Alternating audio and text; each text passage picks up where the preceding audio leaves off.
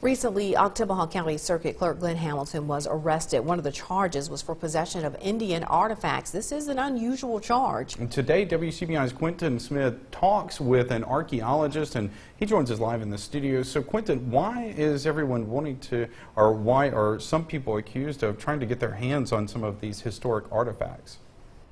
Joey, most people want to get their hands on artifacts for two reasons: to collect them or to sell them. Some people will even go to the extremes to get their hands on them. Everything from breaking into buildings to digging in burial sites. Today I talked with the MSU archaeologist, and he says North Mississippi is a hotbed for history thieves.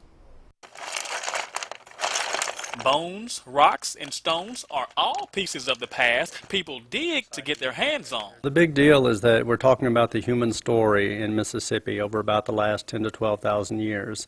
That story is an archaeological story. There are no written records for almost all of that. Yes, this is a deer bone. MSU anthropology professor Evan Peacock says once people steal and disturb burial sites to get these rare objects, that part of history could be gone forever. It's irreplaceable, it's fragile, it's finite, it's disappearing. So when someone loots this stuff, they've destroyed something that really belongs to all of humanity forever. People who are doing the looting to sell the artifacts really have no excuse. Peacock says the market for the historic items is driving up sales. There's a lot of internet trafficking of artifacts in this day and age, which has really helped fuel this antiquities market, as we call it.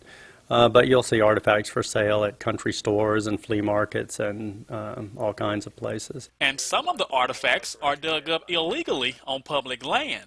The main law for public property is the Archaeological Resources Protection Act.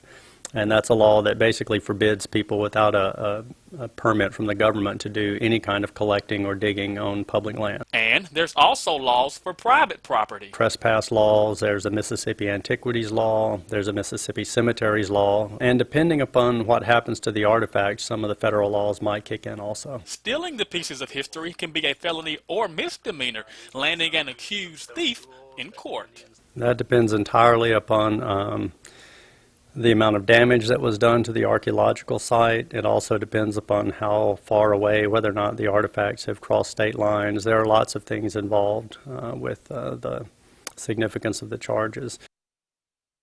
Now, an archaeologist must have a minimum of a master's degree to begin their practice. Back to you guys.